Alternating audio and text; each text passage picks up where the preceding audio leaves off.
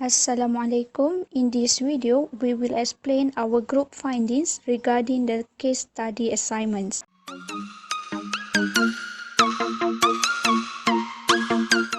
Tuan-tuan dan puan-puan, kita telah mendarat di lapangan terbang antarabangsa Kuala Lumpur. Bagi tujuan keselamatan, anda dikendaki berada di tempat duduk sehingga isyarat pasangkan tali keledar dipadamkan dan pesawat berhenti sepenuhnya. Berhati-hati ketika membuka ruangan penyimpanan di atas. Pastikan semua barangan kepunyaan anda telah diambil. Anda dibenarkan memasang telefon bimbit selepas tanda isyarat pasangkan tali keledar dipadamkan. Waktu tempatan 9 pagi hari Isnin 25 Julai dan suhu pada ketika ini adalah 28 darjah Celsius. Kepada semua pelawat, kami mengucapkan selamat datang ke Malaysia dan kepada warga negara, selamat pulang ke tanah air.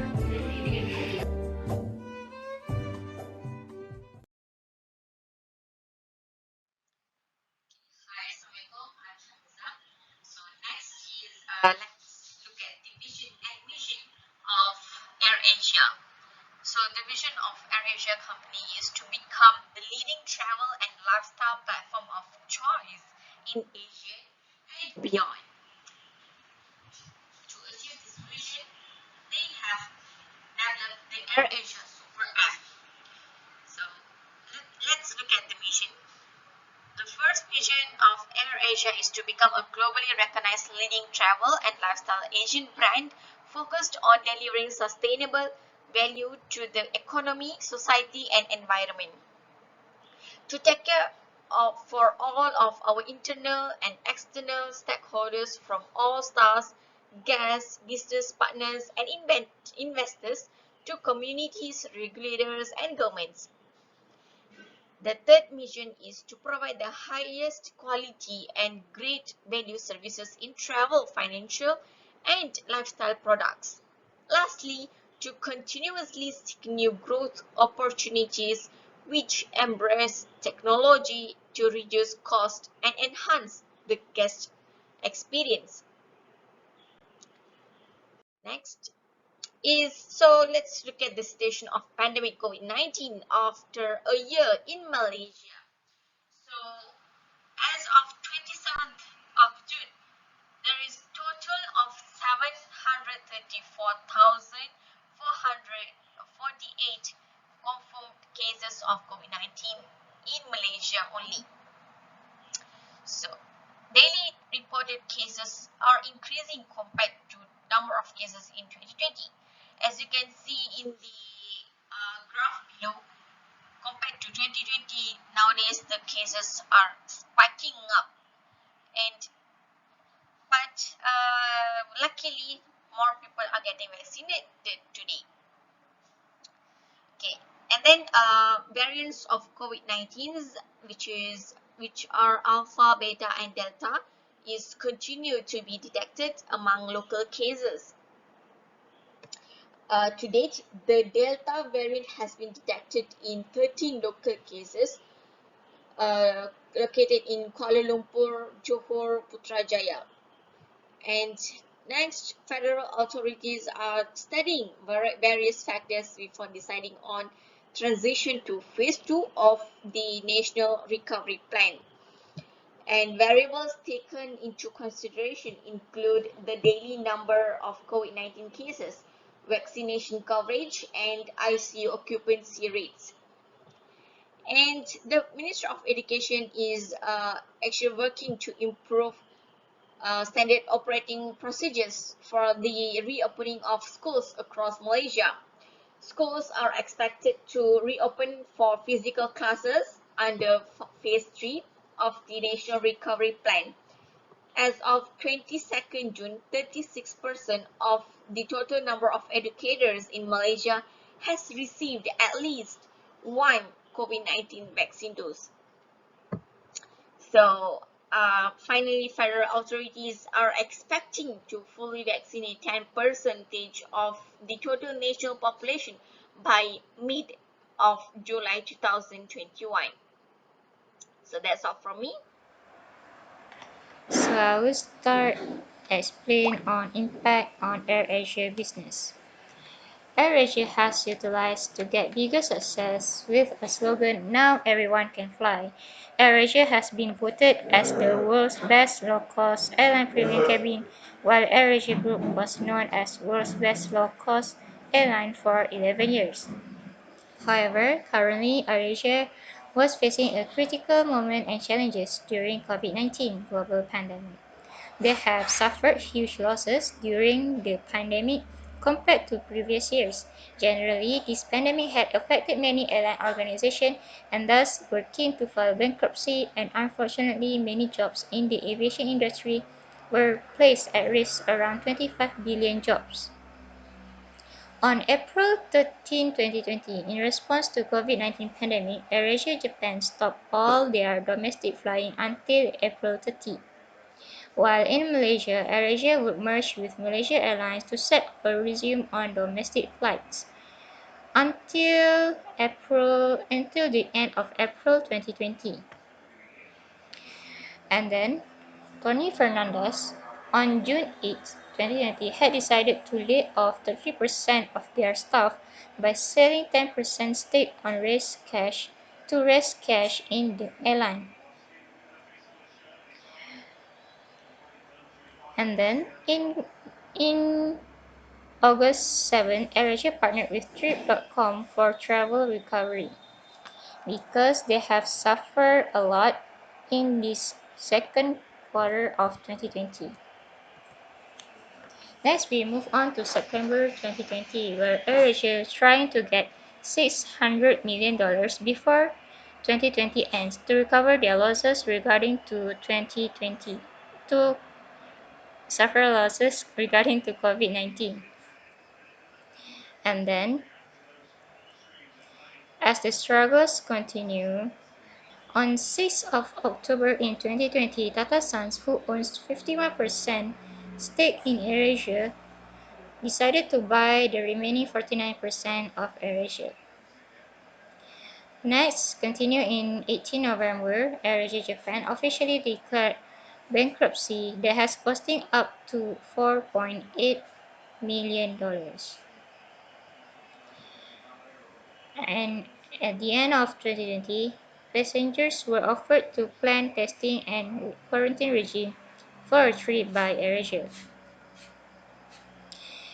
And Tony Fernandez said that the year of 2020 where they were just busy converting crisis into valuable opportunity by rebranding themselves more than just an organization, by developing promising super apps and putting much attention on digital transformation strategy. Thank you. There are 4 steps involved within the AirAsia risk management process. The first step is to identify the risk based on ongoing discussion between the risk management department and relevant head of departments. They identify the organization information assets and prioritize them by their overall importance. Second is the risk assessment process to evaluate the relative risk, and owner will clarify if existing controls are effective enough or not. The next step is to mitigate the risk. Action plans will be created and properly documented in the risk register. Risk management department will update the status of these action plans while the management will monitor them. Lastly is the monitoring and reporting process, in which risk management process report will be presented to the audit committee. Next, the risk management initiative. There are 5 in total. The first one, strategic, which includes political instability, market downturn, natural disaster, and any other events that are outside of the control. Other than that, the competition in the marketplace. For example, AirAsia will compete with Malaysia Airlines. Next, the reputational damage that bring negative sentiments against AirAsia. Flight cancel, ticket refund, and so on. Second is the operational risk like value chain disruption and cyber threat. For example, in January 2020, the confidential board papers about combination of AirAsia with Malaysia Airlines were leaked. The leak of board papers containing detailed information will make it difficult to do business with third party in the future. Okay, so for the next risk management initiatives that I will explain is financial, compliance, and sustainability. So as you can see, for the financial part, we have pandemic COVID-19 and foreign currency translations. So due to the pandemic COVID-19, this business has been a critical hit because of the closure of geographical locations. So since the aviation industry depends a lot on the amount of passenger, and due to the restriction of this travel, this will cause the flight cancellation. Well, the amount of the income it generates directly proportion to the amount of the passenger. Therefore, this income of the aviation industry is significantly declined, which has resulted the cash flow issues and losses, which could also lead to bankruptcy. So, what is the solution for this? The solution for it is to firstly reduce costs and implement cost avoidance, and in order to manage the revenue and also to keep the company afloat. And then for the foreign currency translations, this is because of the unexpected fall of the Malaysian ringgit, which have a serious effect on the financial and the business operation costs. This is especially true for the currency exchange rates in the US dollar. Therefore, the mitigations for the foreign currency translation is they come up with the true various measure, which is the company will be continually monitoring and limiting its exposure to the foreign exchange. And for the compliance, we have a data security and privacy. So this means that the violation of data privacy rules and regulations can lead to lawsuit and loss of customer trust as due to data breach. It is also a risk for the risk management. So the solution for this compliance compliance is by establish a framework with data security and privacy, which that reviews existing policies and procedures. This is done to ensure a complete compliance with the required laws, regulations, and the best practices. And so for the last one is sustainability, which is the economic, environmental, and social impact may also give an impact to the aviation industry. And in order to mitigate this, they mitigate this by establishing a committee which called Sustainability Working Committee to promote awareness of global sustainability and enhance the improvements to their long-term plans. So they other than that, they also ensure that all of the process comply with schemes such as the CORSIA, which stands for Carbon Offset and Reduction Scheme for International Aviation. That's all from me. For the next presenter, please. Okay, proceed to the next slide, which is mitigation actions taken by AirAsia X. From the strategic point of view, AirAsia X established a crisis management team to respond to and reduce the impact of a crisis on the business. And they offer a competitive fares on routes, conduct an annual brand health assessments. Next, from the operational point of view, they mitigate the operational risk by creating and testing incident-specific business continuity plans. It has a regular security assessments, penetration tests, and source code reviews. And also, they has a dedicated information security teams. They also conduct a routine mandatory audits. Next, from the financial point of view, AirAsia exercises cost reduction and cost avoidance, and also actively monitoring and managing its exposure to fuel price and foreign currency volatility.